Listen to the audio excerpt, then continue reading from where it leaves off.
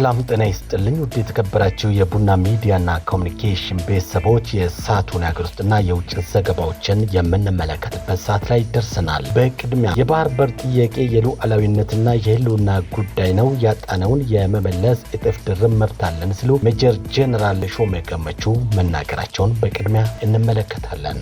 መገናኛ ብዙሃን ብሔራዊ ጥቅምን ለማስከበር በትብብር መስራት እንዳለባቸው የኢትዮጵያ መገናኛ ብዙሃን ባለስልጣን አስታውቋል የሚሉትን ዘገባዎችን ከሀገር ውስጥ እንመለከታለን። ከውጭ ደግሞ የትራምፕ አስተዳደር በኢራን ላይ የከፈተው ጦርነት በአጭር ጊዜ ውስጥ በድል ይጠናቀቃል የሚል ከፍተኛ ግምት ቢኖርም አሁንም መቀጠሉ አሳሳቢ ነው ተብሏል። ወደ ዝርዝር ዘገባ አልፋለሁ። አማኑኤል ኃይለ ነኝ።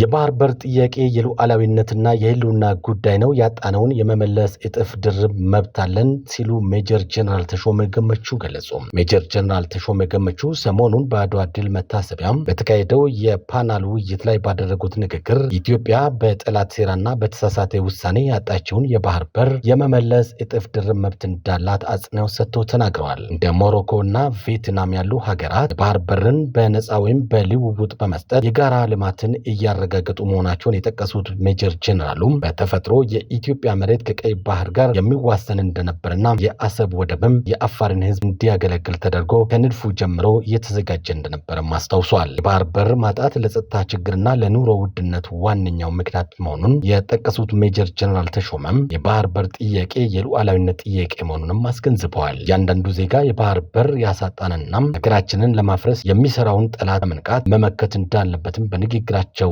አሳስቧል። ይህ ጥያቄ የኢኮኖሚ ብቻ ሳይሆን የሀገር ህልውና ጉዳይ መሆኑን በማንሳት የባህር በር ባለቤትነት ለቀጠናው ሰላምና ለኢትዮጵያ እድገት ቁልፍ ሚና እንደሚኖረውም ገልጸዋል።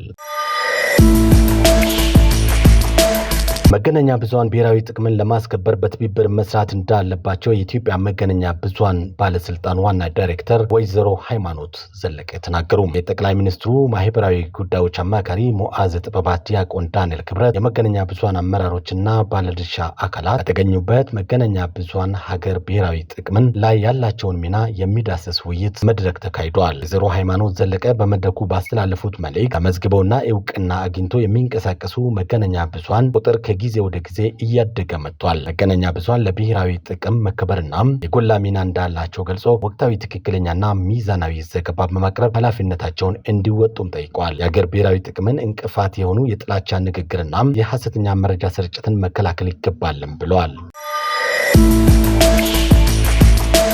ከውጪ የትራምፕ አስተዳደር በኢራን ላይ የከፈተው ጦርነት በአጭር ጊዜ ውስጥ በድል ይጠናቀቃል የሚል ከፍተኛ ግምት ቢኖርም አሁንም ላይ ግን ጦርነቱ እጅግ የተወሳሰበና ረጅም እየሆነ መምጣቱን የኒውዮርክ ታይምስ የአውሮፓ ዋና ዲፕሎማሲያዊ ዘጋቢ ሲቲቪኤን ኤርላንገር ዘግበዋል። ዘጋቢው በሰጡት ቃል ከፍተኛ ወታደራዊ ባለስልጣናት ጦርነት ከባድና እየተጓተተ ሊሆን እንደሚችል ለዋይት ሀውስ አስቀድመው አስጠንቅቀው እንደነበር አጋልጠዋል። ጉዳዩን ሲያብራሩ የጦር ኃይሎች አዛዥ የሆኑት ጄኔራል ኬን ይህ ጦርነት እጅግ ከባድና ረጅም በመሆኑ የአሜሪካ የሚሳኤል መከላከያ ክምችቶች ሊፈትን እንደሚችል ለፕሬዝዳንት ትራምፕ ጥብቅ ማስጠንቀቂያ ሰጥቷል ሲል ዘገባው አስታውሷል።